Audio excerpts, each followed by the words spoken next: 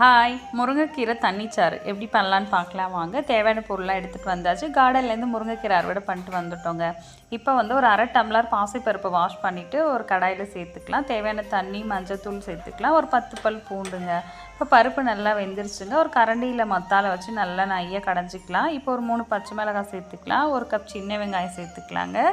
தக்காளி 2 பொடியாக கட் பண்ணி சேர்த்துக்கலாம். ஜீரகம் ஒரு 1/2 ஸ்பூன் சேர்த்துக்கலாம். பெருங்காயத்தூள் சேர்த்துட்டு நல்லா வேக விடணுங்க. குழஞ்சி வெந்ததுக்கப்புறம் இப்போ வாஷ் பண்ணி வச்சுருக்க முருங்கைக்கீரையை உள்ளே சேர்த்துக்கலாங்க. இப்போ தேவையான அளவு தண்ணி விட்டுக்கலாங்க. உப்பு சேர்த்துக்கலாம். குழம்பு மிளகாய் பொடி ஒரு 1/2 ஸ்பூன் சேர்த்துக்கலாங்க. இவ்வளோதாங்க. இதுக்கு எந்த ஒரு தாளிப்பும் கிடையாது, எண்ணெயும் சேர்க்க போகிறதில்ல. நல்லா கொதித்து வரணுங்க. ஓரளவு கொதிச்சா போதும். கமன்னு முருங்கைக்கீரை தண்ணிச்சாறு ரெடிங்க. சுடு சாதத்தில் போட்டு சாப்பிட்டோம்னா வேறு லெவலில் இருக்குங்க. செம்ம டேஸ்ட்டாக இருக்கும். இது எங்கள் வீட்டில் சத்துணவு குழம்புன்னு சொல்லுவாங்க. பாருங்கள் எப்படி சூப்பராக இருக்கும். ட்ரை பண்ணுங்கள். பாய்.